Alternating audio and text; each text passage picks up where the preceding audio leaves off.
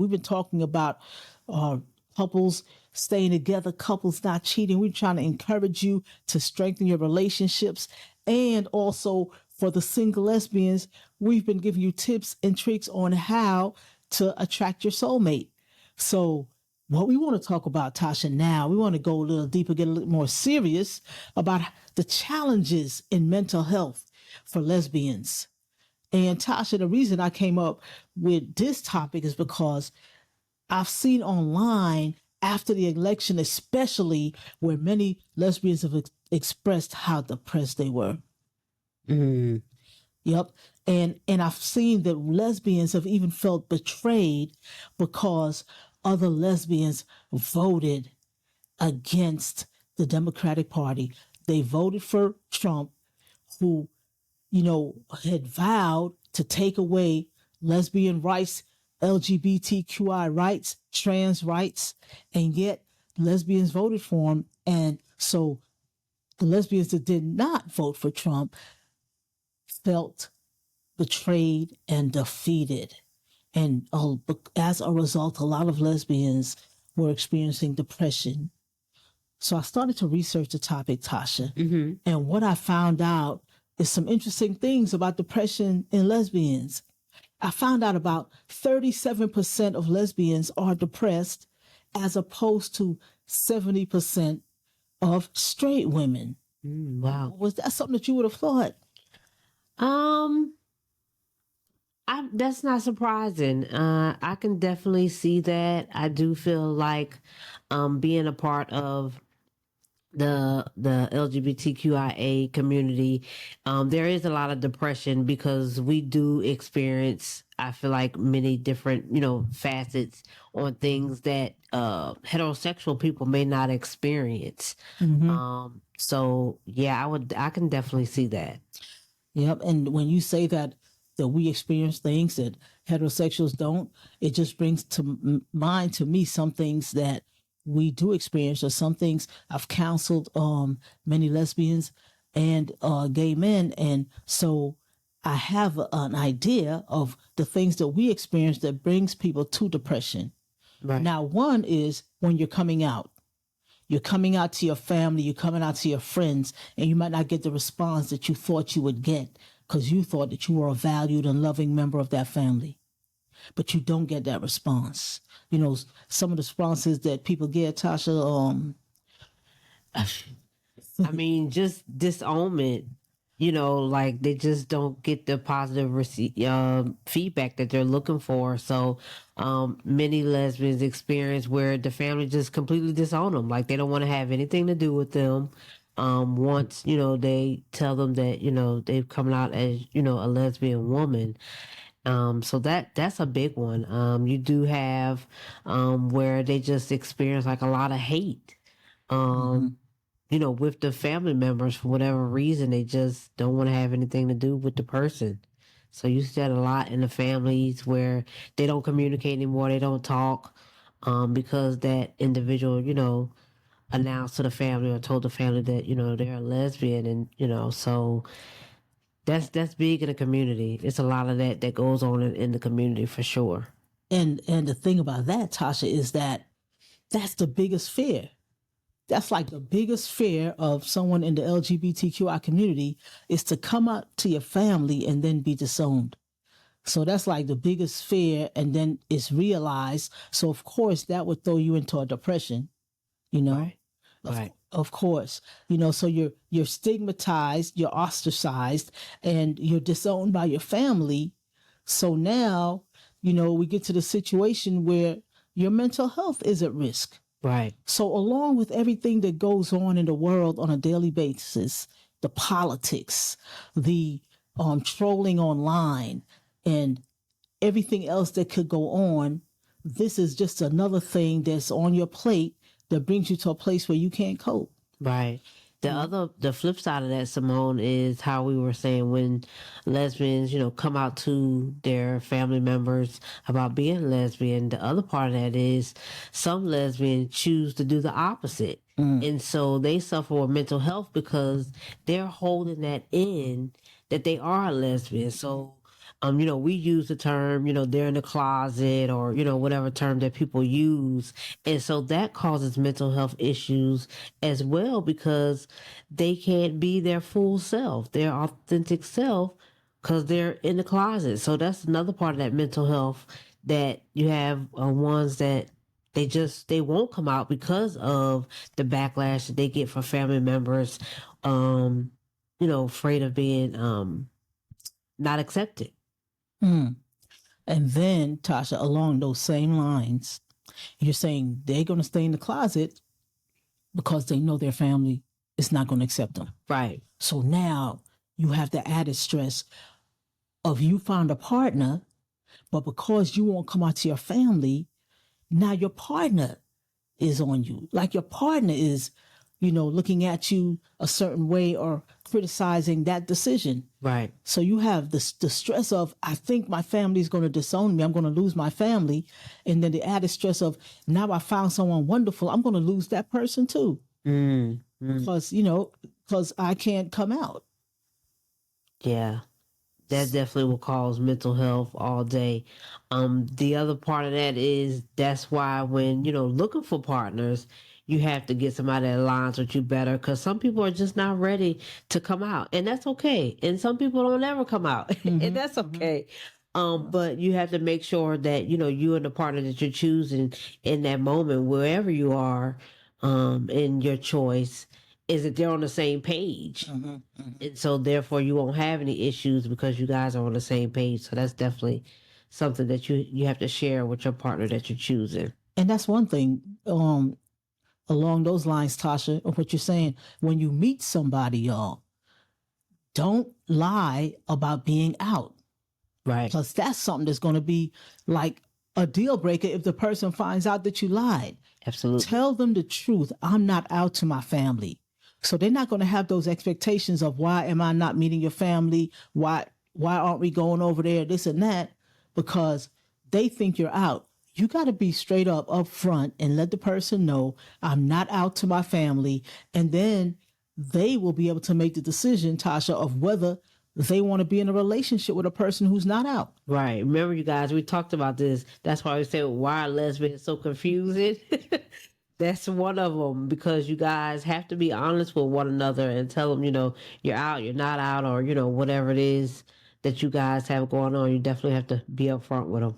And that's why when we talk about depression, and then we also talk about anxiety in lesbians, the statistics shows that 46% of lesbians have experienced anxiety, as opposed to 31% of the general population.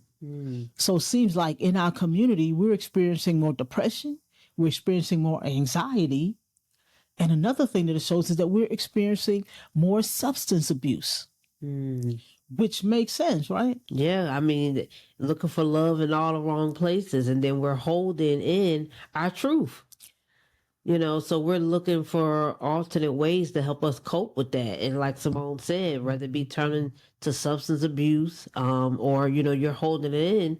So that's causing the anxiety, and so, yeah, that just, it's like layers on layers of, mental health, issues that start to accumulate, from just like holding in the fact that, you're a lesbian, or, dealing with the fact that your family has disowned you because you just, you came out as a lesbian.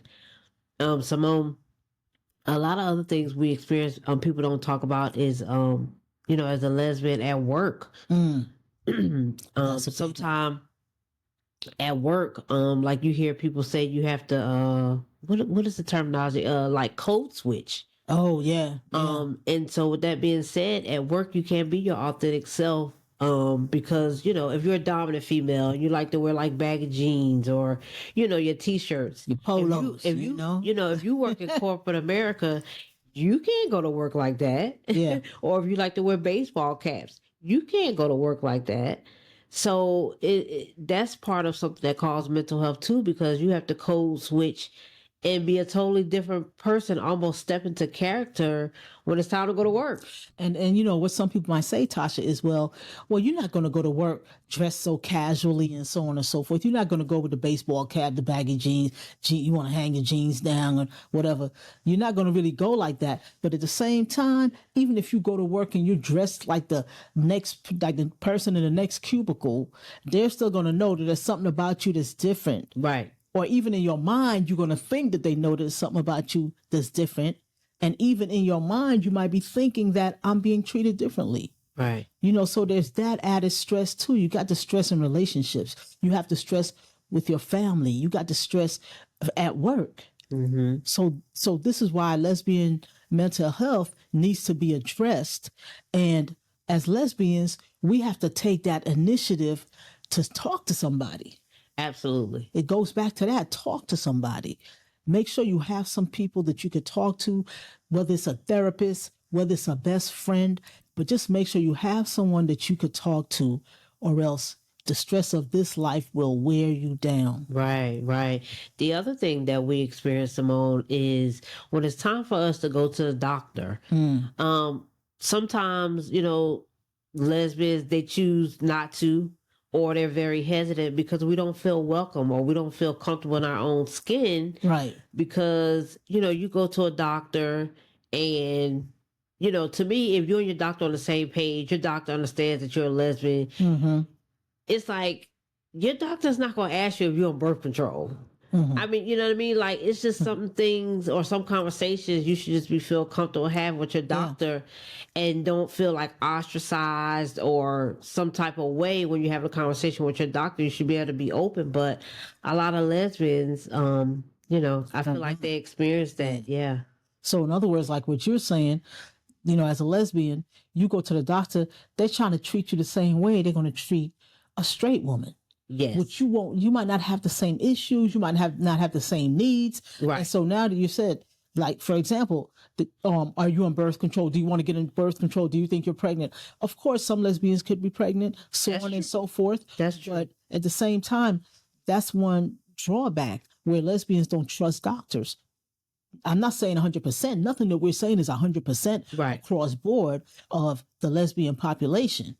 We're just saying that statistics have shown that, lesbians don't trust doctors, so we're not going to doctors. Right. The one thing I will say about that, Seymone, just do your research, you guys. There are like different facilities and hospitals and doctors out there that do cater to the community, to the LGBTQIA community, where you can go in and see a doctor on a regular, even if it's just a normal checkup. Not saying you have to have any health issues, but just to make sure everything's okay, where you feel comfortable and you can be yourself, because we deserve to go to the doctor too and have our, ourselves looked at. So definitely research that, because there are facilities out there just for us. And we have even come across some clinics and hospitals there that cater to the LGBTQI community.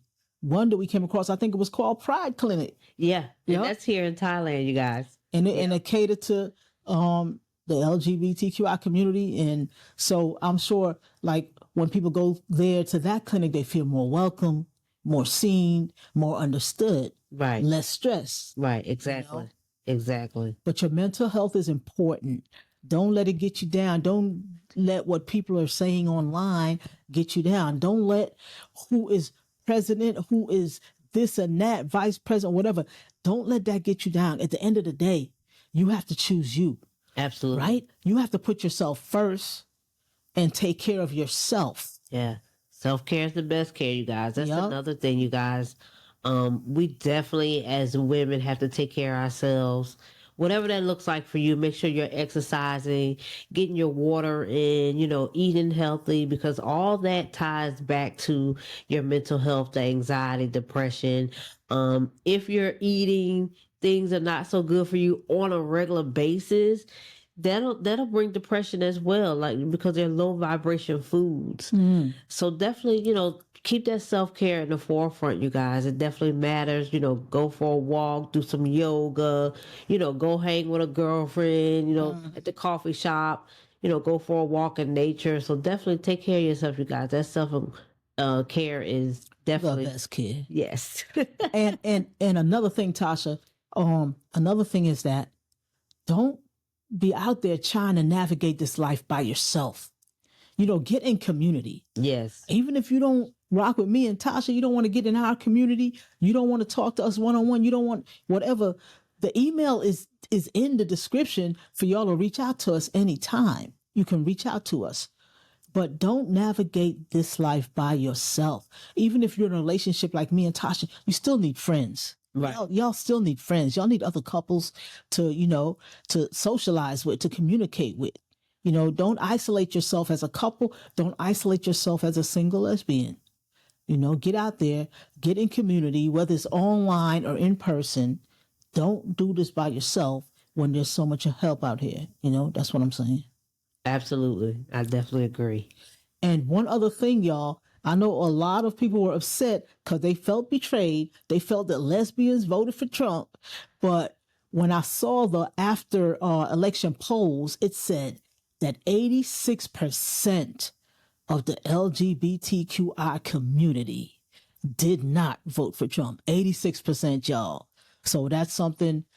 That's something. All right. Don't be mad at that one person online that said, hey, yeah, I voted, whatever. Don't be mad at that one person. Don't let that take your peace. Don't let that stress you out. Because the majority, stuck together and voted the common sense way for the person who said, I'm not going to take away your rights. So the ones who voted for the one that said, I'm taking away your rights, just good luck. Yeah, good luck. Good luck. Their choice. Good luck. But it's been good. Again, speaking to everyone, please hit the subscribe and like button. And make sure you guys comment. We look forward to your comments. We enjoy reading them and commenting back. Tell a friend, y'all, that we out here and we speaking the truth. All right. And if you have some ideas of topics that you want us to go over, you want us to do deep dives on, we'll go deeper than this. Okay. We will go deep on a topic that you say you express interest in. So let us know. This is Seymone and Tasha. And we'll see y'all next time. Peace. Peace.